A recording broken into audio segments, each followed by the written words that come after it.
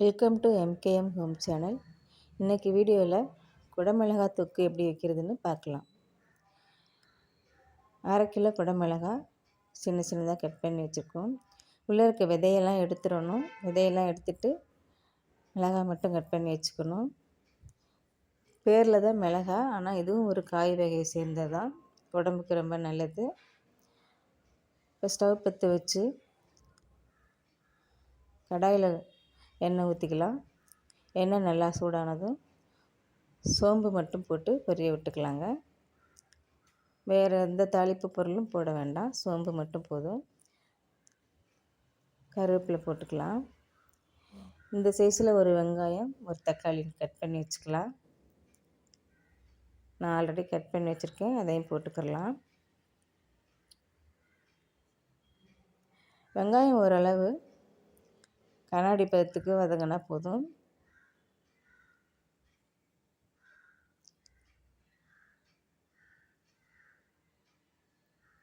இந்த வீடியோ முதல் முறையாக பார்க்குறவங்க சப்ஸ்கிரைப் பண்ணிக்கோங்க.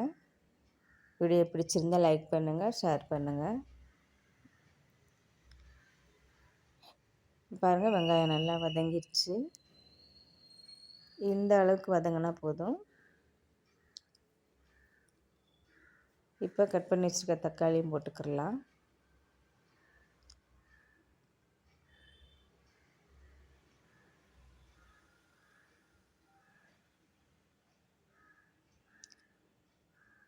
தக்காளி சீக்கிரமாக வதங்கிறதுக்காக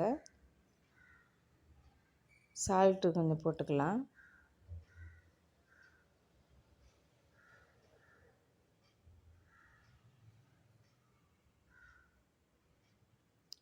ஒரு 4 பல் பூண்டு பல் சின்னதாக எடுத்து வச்சுருக்கோம். அதையும் தோல் உரிக்காமல் அப்படியே இடிச்சிட்டு ஒன்றும் பாதியமாக இடிச்சிட்டு போட்டுக்கலாம்.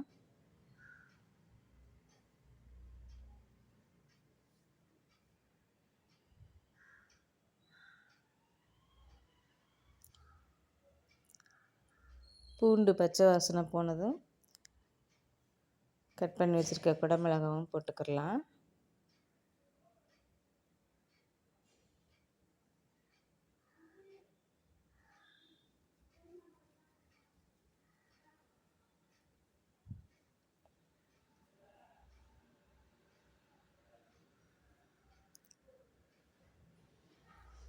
தண்ணி நம்ம ஆட் பண்ணக்கூடாது, ஏன்னா இதில் இது நீர்க்காய், காய தண்ணியாக இருக்கும். வேகிறதுக்கு தேவையான கொஞ்சமாக சால்ட்டு போட்டுக்கலாம். சால்ட் போட்டு கிளறி விட்டுட்டு தட்டு போட்டு மூடி வச்சிடலாங்க. பாருங்கள், இப்போ வேகும்போது இந்த ஸ்டேஜில் தண்ணியெல்லாம் ஊற்றக்கூடாது, அப்படியே தட்டு போட்டு மூடி வச்சிடலாம்.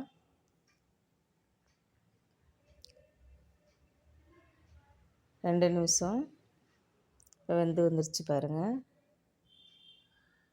இப்போ கிளறி விட்டு கொஞ்சமாக மஞ்சத்தூள் போட்டுக்கலாம். இப்போ ட்ரையாகவே வேணும்னா இப்படியே நம்ம மிளகாத்தூள் போட்டு கிளறிக்கலாம். கிளறி ட்ரையாகவே இறக்கி சாப்பிட்லாம்.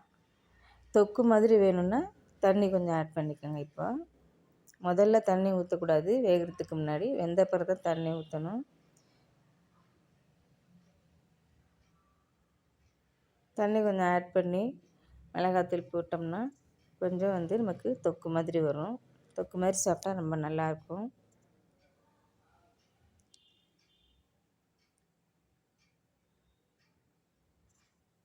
இது சாம்பாருக்கு சைடிஷாக வச்சு சாப்பிட்லாங்க. சாதத்துக்கு, இட்லி தோசை சப்பாத்தி இதுக்கெல்லாம் கூட தொட்டு சாப்பிட்லாம், நல்லாயிருக்கும். சப்பாத்திக்கு மெயின் டிஷ்ஷு ரொம்ப நல்லாயிருக்குங்க. அவ்வளோதாங்க. இது போல் குடமிளகாய் தொக்கு வச்சு சாப்பிட்டு பாருங்கள். தேங்க்யூ ஃபார் வாட்சிங்.